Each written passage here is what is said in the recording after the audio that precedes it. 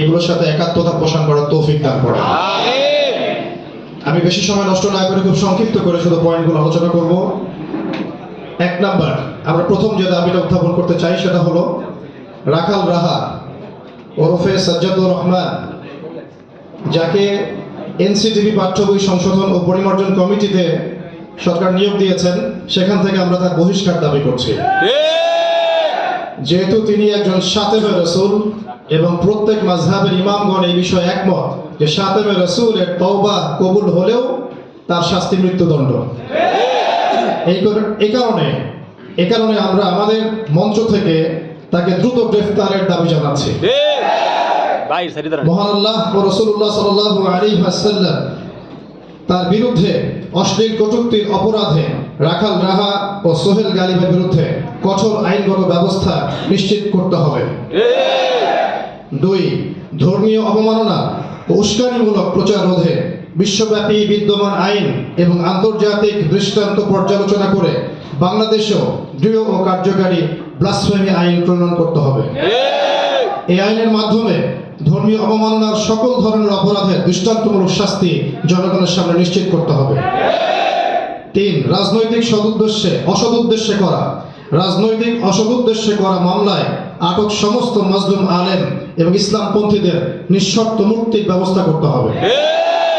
বিশেষ করে গুম ও নির্যাতনের পরবর্তী যে জোরপূর্বক জবানবন্দি আদায় করা হয়েছে, সাজা দেওয়া হয়েছে, অবিলম্বে সেই বন্দীদের এই মামলাগুলোকে স্থগিত করতে হবে এবং তাদের বিরুদ্ধে দায়ের করা মামলাগুলো বাতিল করতে হবে এবং তাদের দ্রুত মুক্তি নিশ্চিত করতে হবে।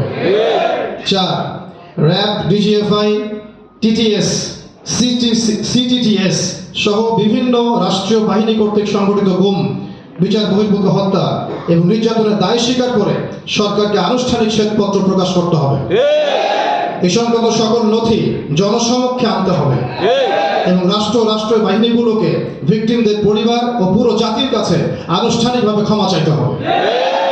5, আলিমউদ্দিন, মহিউদ্দিন ফারুকী সহ গুম, বিচার বহির্ভূত হত্যা ও রাষ্ট্রীয় নির্যাতনের সাথে জড়িত সকল কর্মকর্তাকে আন্তর্জাতিক মানবতা বিরোধী আইনের আওতায় এনে সর্বোচ্চ শাস্তি নিশ্চিত করতে হবে।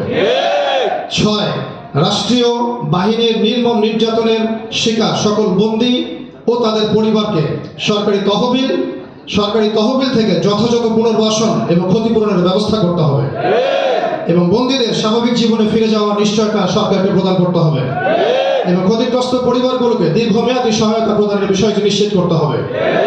এছাড়াও আমাদের অন্যতম দাবি হচ্ছে 2013 সালে নাস্তিক মোরতাদদের বিরুদ্ধে আমাদের ওলামায়ে কেরামদের যে আন্দোলন ছিল হেফাজতে ইসলামের ব্যানারে, তার 13 দফা বাস্তবায়ন করতে হবে। এই 13 দফাগুলো আমরা অনেকে ভুলে গেছে। আমি শুধু মনে করিয়ে দেওয়ার জন্যই পয়েন্টগুলো আপনাদের সামনে উত্থাপন করছি। 1, সংবিধানে আল্লাহর উপর পূর্ণ আস্থা ও বিশ্বাস পুনঃস্থাপন করতে হবে এবং কোরআন ও সুন্নাহ বিরোধী সমস্ত আইন বাতিল করতে হবে। কোরআন এবং সুন্নাহ বিরোধী সমস্ত আইন বাতিল করতে হবে। কোরআন এবং সুন্নাহ বিরোধী সমস্ত আইন বাতিল করতে হবে। 2, আল্লাহ রাসূল সাল্লাল্লাহু আলাইহি ওয়াসাল্লাম এবং মহান আল্লাহ ও ইসলাম ধর্মের অবমাননা এবং মুসলমানদের বিরুদ্ধে কুৎসা রটনার সর্বোচ্চ শাস্তি মৃত্যুদণ্ড হিসেবে কার্যকর করতে হবে এবং এই আইনকে সংসদে বাস্তবায়ন করতে হবে। 3, কথিত শাহবাগী আন্দোলনের নেতৃত্ব দানকারী স্বঘোষিত যারা নাস্তিক মোরতাদ এবং যারা প্রিয় নবী সাল্লাল্লাহু আলাইহি ওয়াসাল্লামের শানে কটূক্তি করেছিল, সেই ব্লগার এবং তাদের রেখে যাওয়ায় যে দোসরদের যে অপতৎপরতা, এগুলো বন্ধে কঠোর পদক্ষেপ এবং শাস্তিদানের ব্যবস্থা নিশ্চিত করতে হবে। 4, ব্যক্তি এবং বাক স্বাধীনতার নামে যত রকমের বেহায়াপনা, অনাচার, ব্যভিচার, প্রকাশ্যে নারী পুরুষের অবাধ বিচরণ, মোমবাতি প্রজ্বলন সহ যাবতীয় বিজাতীয় সংস্কৃতি, এগুলোকে বন্ধ করতে হবে এবং এই সমস্ত বিজাতীয় সংস্কৃতির অনুপ্রবেশ বন্ধ করতে হবে। 5, ইসলাম বিরোধী যাবতীয় নারী নীতি, ধর্মহীন শিক্ষানীতি বাতিল করতে হবে। প্রাথমিক স্তর থেকে মাধ্যমিক পর্যায় থেকে শুরু করে সর্বোচ্চ পর্যায় পর্যন্ত ধর্মীয় শিক্ষাকে বাধ্যতামূলক করতে হবে। 6, সরকারিভাবে এই স্পষ্ট কাফের মুরতাদ কাদিয়ানীদেরকে অমুসলিম ঘোষণা করতে হবে।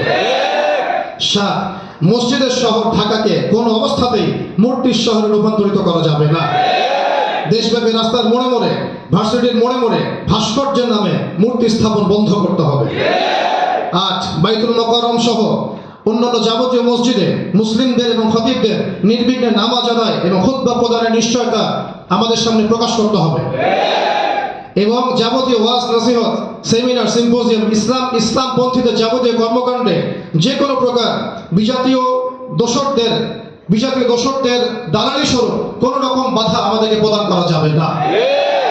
নয়, রেডিও টেলিভিশন সহ বিভিন্ন গণমাধ্যমে দাড়ি টুপি পাগড়ি জুব্বা ইত্যাদি ইসলামিক কৃষ্টি কালচার নিয়ে হাসি ঠাট্টা করা, নাটক সিনেমায় নেতিবাচক চরিত্র হিসেবে উপস্থাপন করা, ধর্মীয় লেবাস পোশাকের অভিনয়ে তরুণ প্রজন্মের মনে ইসলাম বিদ্বেষ তৈরি করার প্রচেষ্টা বন্ধ করতে হবে।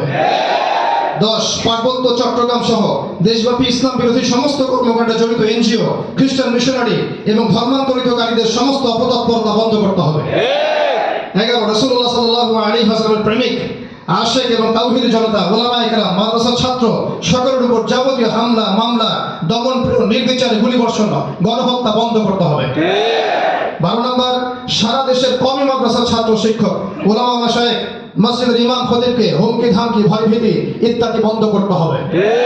এবং 13 নম্বর দাবি ছিল কিছুটা এরকম: অবিলম্বে গ্রেপ্তারকৃত সমস্ত আলেম ওলামা, ছাত্র সমাজ, তাওহীদি জনতাকে মুক্তি প্রদানের ব্যবস্থা করতে হবে। দায়ের করা সমস্ত মিথ্যা মামলা প্রত্যাহার করতে হবে। প্রত্যেক পরিবারকে ক্ষতিপূরণের ব্যবস্থা নিশ্চিত করতে হবে। আল্লাহ রাব্বুল আলামিন আমাদের সবাইকে এই দাবিগুলোর সাথে একাত্মতা পোষণ করার তৌফিক দান করেন। এই পরিবর্তিত বাংলাদেশে আপনারা এই দাবির সাথে একমত আছেন না নাই? আমরা একমত আছি না নাই? আমরা একমত আছি না নাই? আল্লাহ রাব্বুল আলামিন আমাদের বাংলার জমিনে পরিপূর্ণভাবে ইসলাম কায়েম করার তৌফিক দান করেন। আমিন। ওয়া আখিরু দাওয়ানা আলহামদুলিল্লাহি রাব্বিল আলামিন। আসসালামু আলাইকুম ওয়া রাহমাতুল্লাহ।